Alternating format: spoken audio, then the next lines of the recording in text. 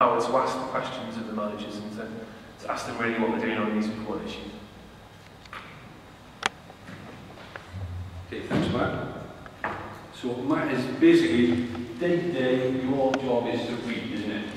That's kind of what I feel my job is a lot of the time. Is I call myself a reader because that's most of the time what we end up doing, I think. But interestingly, two things that made me think there were, first of all, the Carbon Disclosure Project. As I was reading the website, and the main reason that the Carbon Disclosure Project was started was this thing of information disclosure.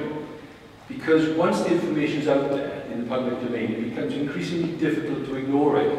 And so the motivation for having the Carbon Disclosure Project is to allow better informed choices, and that's the motivation behind the project, which I thought was quite interesting. And it comes to what was said by others as well about disclosure, and that reminded me of a client. Now, when you're a financial planner, you sometimes get referred to people, and people come to you because they might have been unhappy with something that happened in the past or the advice that they had.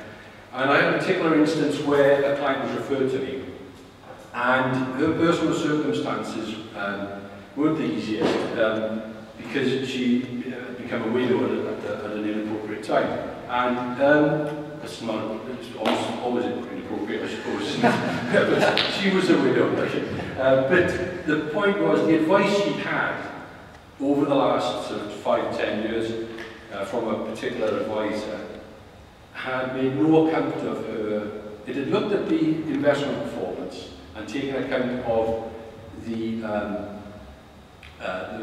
tax situation and so on, but had made no account of her personal beliefs. And when I told her that she had a significant amount of money invested in tobacco investments, after doing, what the process I do is I take all the information away, stick it in and do an analysis of the whole existing portfolio and tell people where the money is, tell them what risk they're taking, that's sort of point one. And the reason that she was a widow was something quite significantly linked to the fact that tobacco sold in the United Kingdom.